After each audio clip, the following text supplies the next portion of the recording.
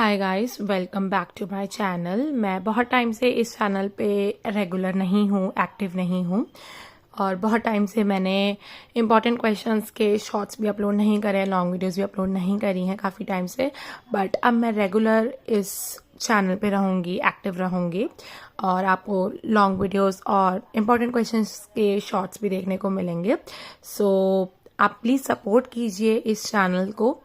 और आज की जो वीडियो होने वाली है उसमें हम नक्षिक वर्णन, मंजन के नक्षिक वर्णन में जो त्रिबली वर्णन है उसकी सप्रसंग व्याख्या करेंगे। और पिछली क्लास में हमने दसन वर्णन की सप्रसंग व्याख्या की थी। सो अगर आप में से किसी ने वो क्लास नहीं देखी है, नहीं अटेंड कर सके, तो पहले आप वो क्लास देख लीजिए जिससे कि आप आगे की सप्रसंग व्याख्या भी आसानी से समझ सकेंगे। सो आइए बिना किसी देरी के आज की वीडियो शुरू करते हैं। सो आज की वीडियो में हम त्रिबली वर्णन के सप्रसंग व्याख्या करने वाले हैं, तो उसी तरीके से करेंगे जैसे हम हमेशा से करते आए हैं। पहले पंक्तियां पढ़ेंगे, फिर शब्द अर्थ को समझ कर उसकी व्याख्या करेंगे। ठीक है, तो आपको जो पंक्तियां हैं वो स्क्रीन पे नजर आ रही होंगी। तो देखिए, करी महा त्रिबली कसी अही, बिधरे गड़त मुठी जनु गही, गुर्जन लाज मनहि मन मानहु, तो न ही मंदन भंडार बखानेहु, देखी नितंब चिहुटी चित लागा, परत दिष्टि मनमथ तन जागा, जुगुल जंग देखई ठहराई, बरमेहु जीहु किछु कहा न जाई, राते कोवल सेत सुहाय, तरुणवनः कवल पटतर जिमिलाय, विपरीत कनक केदली औ, गंज सुंड सुभाऊ, उपमा देत लजाने हूँ, सुनहु कहो सती भाऊ। तो ये त्रिबली वर्णन जो है वो मंजन ने किया है। सो अब हम शब्दार्थों को देखते हैं। माहे का मतलब मैं, कसी अही का मतलब कैसी, बिधने मतलब विधाता ने, गही मतलब पकड़ी, मदन भंडार मतलब गुहू का मांग, चिहुटी मतलब चिपक्कर, मनमथ मतलब मन को मथ देने वाला यानी कि कामदेव, जुगुल मतलब दोनों, ठहराई मतलब चंचल या कापना, राते मतलब लाल, कोवल मतलब कोमल, सेत मतलब श्वेत यानी कि सफेद, तरुवनः मतलब तलुप, पट्तन मतलब समान, कनक मतलब स्वर्ण, केदली मतलब केला वृक्ष, सती मतलब सत्य, भाव मतलब भाव। ठीक है, तो ये पंक्तियां हैं, ये उनके शब्दार्थ है। आप एक जगह नोट डाउन कर लीजिएगा जिससे कि जब आप शब्दार्थ आपके पास लिखे होंगे तो आप आसानी से सप्रसंग व्याख्या भी कर सकेंगे। ठीक है, तो देखिए यहाँ पे आप संदर्भ में क्या लिखेंगे कि ये जो प्रस्तुत पंक्तियां हैं वो सूफी कवि मंजन द्वारा रचित है। या आप संदर्भ में लिखेंगे। प्रसंग में आप क्या लिखेंगे, यहाँ पर मधुमालती की कटी, पेट और रोमावली और निताम्दी का सौंदर्य परक वर्णन करके उनके अंग प्रत्यंगों की विशिष्टताएं बताते हुए यहाँ पे मंजन ने वर्णन किया है। ठीक है, तो यहाँ पे देखिए जो त्रिबली वर्णन है, तो पहले आपको पता होना चाहिए कि त्रिबली का मतलब क्या होता है। त्रिबली का मतलब होता है स्त्री की कमर। ठीक है, त्रिबली का मतलब स्त्री की कमर है। तो यहाँ पे जो वर्णन किया गया है वो यहाँ पे सूफी कवि मंजन ने मधुमालती, जो ईश्वर स्वरूप मधुमालती है, उनकी जो कमर है उनका वर्णन किया है। ठीक है, तो आइए व्याख्या देखते हैं। करी महा त्रिबली कसी अही, करी महा मतलब कि यहाँ पे जो कटी में जो त्रिबली है वो कितनी सुंदर और विचित्र है। ठीक है, कसी अही मतलब कि कैसी है, कि कितनी विचित्र है। ठीक है, और बिधने गड़त मुठी जनु गही, बिधने गड़त मतलब कि विधाता जब गढ़ रहे थे, मतलब जब बना रहे थे। ठीक है, तो मुठी मतलब कि मुट्ठी, जनु मतलब जगह, और गही मतलब पकड़ी, कि इसी जगह से ही पकड़ा होगा विधाता ने जब बना रहे होंगे वो मधुमालती को। तो यहाँ पे ये कहा जा रहा है कि इसकी कटी में त्रिबली कितनी सुंदर और विचित्र है, कि कैसी सुंदर और विचित्र है मानो बनाते समय। तो अगली पंक्ति देखते हैं। गुर्जन लाज मनेही मन माने हूँ, तो ना ही मदन भंडार बखाने हूँ। तो यहाँ पे आगे जो कवि हैं वो क्या कह रहे हैं कि मैं गुरुजनों की लज्जा मन ही मन में मानता हूँ। गुरुजन लाज, कि गुरुजनों की जो लज्जा है मन ही मन मतलब मन ही मन में माने हूँ मतलब मानता हूँ। तो न ही मदन भंडार बखेने हूँ, कि मैं मन ही मन जो गुरुजनों की लज्जा है वो मानता हूँ, इसी से मैंने इसके मदन भंडार अर्थात कामोद्दीप्त करने वाले गुहाय अंग प्रत्यंगों का वर्णन नहीं किया है। ठीक है, तो यहाँ पे वो आगे ये कह रहे तो नहीं मदन भंडार, कि मैंने ऐसे ही अंग प्रत्यंगों का जो वर्णन है वो मैंने ऐसे ही नहीं किया है। देखी नितंब चिहुटी चित लागा, चिहुटी मतलब चिपक कर, देखी नितंब चिहुटी चित लागा। आगे वो क्या कह रहे हैं कि इसके नितंबों को देखते ही मन जैसे उनसे चिपट कर लग जाता है।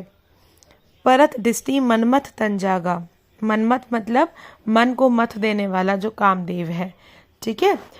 आगे वो, और दृष्टि मतलब आपको पता ही है दृष्टि। तो आगे जो कवि मंजन है वो क्या कह रहे हैं कि इसके नितंबों को देखते ही मन जैसे उनसे चिपट कर लग जाता है और दृष्टि पड़ते ही शरीर में काम भाव जागृत हो जाता है। वो आगे ये कह रहे हैं कि देखी नितंब की, जैसे ही मैं नितंबों को देखता हूँ तो चिहुटी चित लागा, कि चिहुटी मतलब कि चिपक कर लग जाता है, कि नितंबों को देखते ही जो मन है ना वो उनसे चिपट कर लग जाता है। परत दृष्टि मनमथ तन जागा, और जो दृष्टि है वो पड़ते ही, परत दृष्टि मतलब कि दृष्टि पड़ते ही मनमथ तन जागा, जो तन है जो शरीर है उसमें कामदेव की जो भावना है, काम भाव जो है वो जागृत हो जाता है, ठीक है। आगे पढ़ते हैं। जुगुल जंग देखी ठहराई, ठहराई मतलब चंचल कापना, जुगुल मतलब दोनों। तो आगे वो क्या कह रहे हैं, इसकी युगल जंघाओं को देखकर तो मन चंचल होकर कांप जाता है, ठीक है। तो यहाँ पे आगे वो ये कह रहे हैं कि जो युगल जांघें हैं, ठीक है, उनको देखकर मन जो है वो चंचल होकर कांप जाता है। जुगुल जंग देखी, जुगुल मतलब जब उन्होंने मधुमालती की दोनों जुगल, जुगल मतलब दोनों जंघाएं देखी, तो ये देखकर जो उनका मन है वो चंचल हो जाता है, कांप जाता है, ठीक है। भरमेहू जीहू किचू कहा ना जाई, ठीक है। तो वो आगे क्या कहते हैं कि और प्राण इस प्रकार भरमा जाते हैं कि उन्हें सही अवस्था के संबंध में कुछ नहीं कहा जाता, कि मतलब जो प्राण हैं वो इतना ज़्यादा भरमा जाते हैं कि फिर कुछ नहीं सही अवस्था में कहा जा सकता, ठीक है। आगे क्या कह रहे हैं कि रातें कोवल सेत सुहाए तरुवन कवल पत्थर जिमी लाए। तो आगे जो कवि वो ये कह रहे हैं कि जो तलूप है, मतलब जो तलुए हैं, जो पैर के नीचे के जो तलुए होते हैं वो रक्तिम है, मतलब लाल लाल है, ठीक है, लाल है, कोमल है और श्वेत है, जो मानो कमल के समान लगते हैं, ठीक है। राते कोवल सेत सुहाए, तरुवनहा मतलब तलूप होता है, पैर के नीचे के जो तलुए हैं, कवल मतलब कोमल, ठीक है, पटतर मतलब समान, ठीक है, जिमी लाए, ठीक है, कि वो एक तरह से कमल जैसे लगते हैं। विपरीत कनक केदली ओ गज सुंड सुभाऊ, ठीक है, केदली मतलब केला वृक्ष और कनक मतलब स्वर्ण।